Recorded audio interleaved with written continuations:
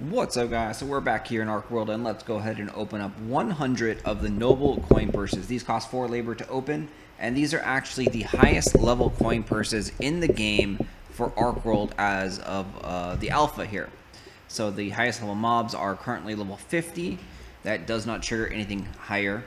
No jesters or no higher coin purses. So let's take a look at what we get in this coin purse.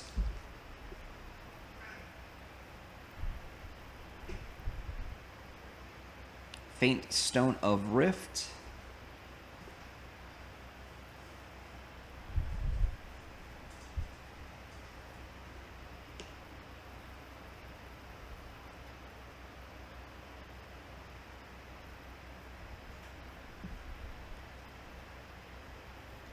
So it does look like there's news out of Archeworld. It looks like the official launch of the Asia server is now heading to be in September sometime, which is good because they need time to actually fix all of the issues and bugs that are in Archeworld. So this alpha, it definitely wasn't a promotional alpha of like, hey, the game's ready, we're just throwing it out as an alpha. It was actually an alpha to test things and correct things and change things. So we've seen that already in this alpha. They've increased the character's HP by 50%. They've decreased the gold cost for the seeds. They've also decreased the gold cost for the listing prices on the auction house. So they've done some changes. They've done some bug fixing as well. Still a lot of translations to go. And even though it is an Asian server, it is going to be globally accepted. And the thing too with this being a blockchain NFT game, your progression will transfer over to the other regions. You can turn your characters, your gear, your vehicles, boats, ships, etc. into NFTs and transfer the NFTs to your home region. So even though you're going to have terrible ping, you still want to actually play in the Asian server to get a head start for your server. The NFT technology of creating your character and your gear and so forth is not included at this current state, but that will be coming, eventually. It may not be available during the opening of the North America region, which is supposed to be at the end of 2022, before the end of 2022, so within a couple of months, 3 to 4 or 5 months. So that NFT technology will probably not be there. They probably also will not allow character transferations even if it was there. So, keeping the server pure at least for a little while, and then eventually allowing the NFTs to transfer over. One thing that does make sense, though, is that this blue salt token is probably going to be universal, so since it's a cryptocurrency. So any blue salt tokens that you earn via the auction house or playing the game in the Asia region will definitely be usable in the North America region. So you have that benefit of like, hey, if I want to earn some of this cryptocurrency, I can earn it in the Asian region and then also just, play with it on the North America or the Europe region. Europe is scheduled for 2023 Q1, so the first 3 months of 2023 for Europe.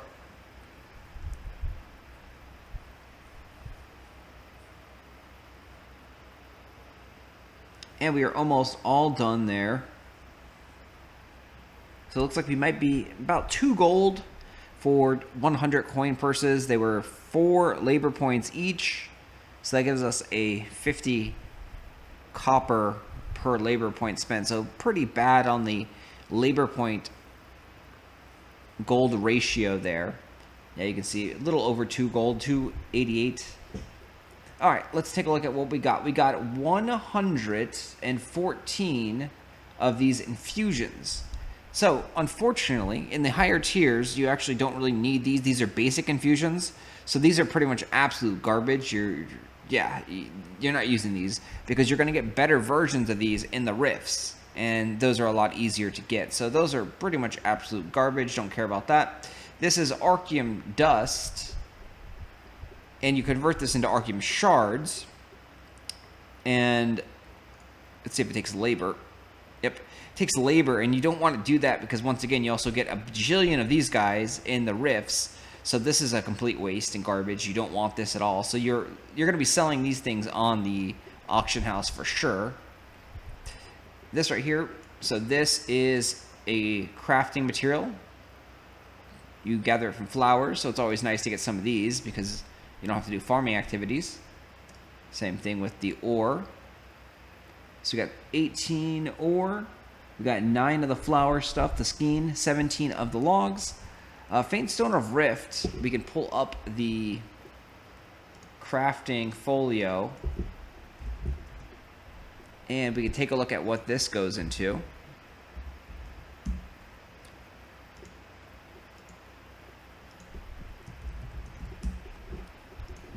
So it's going to be used to make Awakening Scrolls. You do get this actually from the rifts as well, though. So once again, this material is not really anything to be excited about because you're going to get more than enough doing rifts.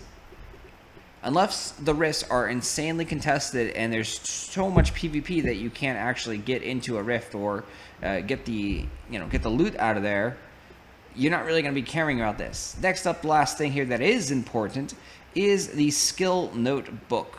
So this is a box that's going to get you a skill, random RNG skill.